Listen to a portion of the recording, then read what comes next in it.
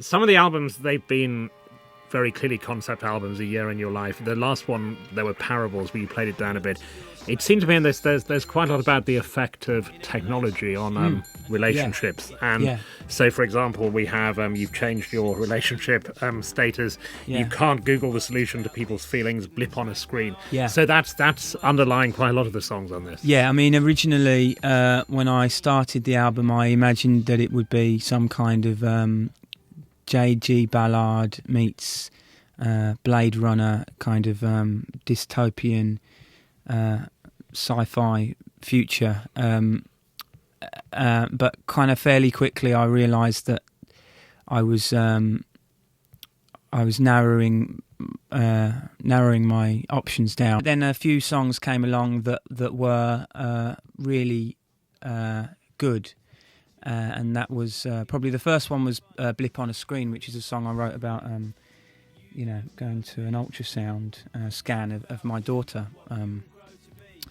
And that was the first moment when it felt like actually I am writing about technology and the future in a way, but it also feels like a human, love story or something, and it just felt really engaging, for the first time.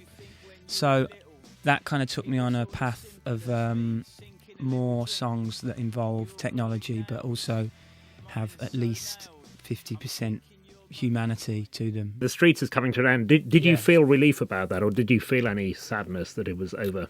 No, I don't feel any sadness. I would feel frustrated if I had to make another one. This album's been a real test for me, well, I guess just coming off the back of doing it for 10 years,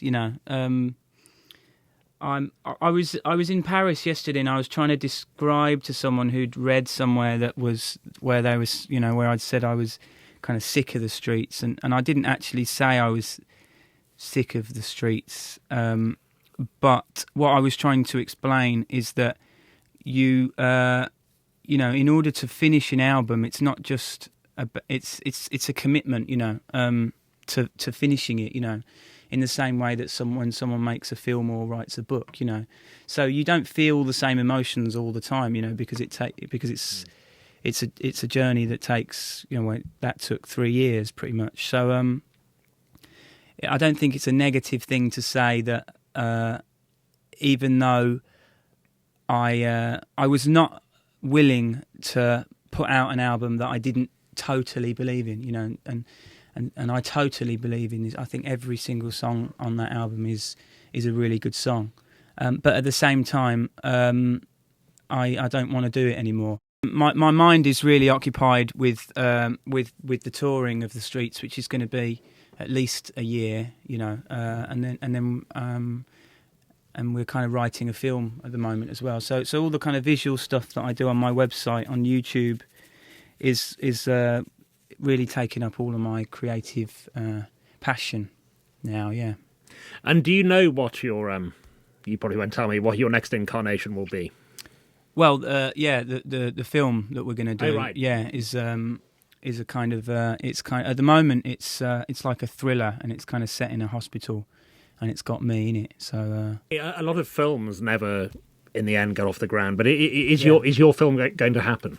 Well, the way that I've made all my music is that I've done it all myself. And this album now, more than the first one, was it was written by me, it was engineered by me, it was recorded by me, it was mixed by me, and it was also mastered by me, which, as far as I'm aware, no one else in the world does that. It's the idea that you have this like 6 weeks in order to film a film. I find that really terrifying. So we'd rather take 2 years and almost write it while we shoot it, and have the freedom to redo stuff and come back to it and completely rewrite things. And that's the way I've always made music. If I'd have done that album in a professional studio, it would have cost millions, because I was literally in the studio every day for years.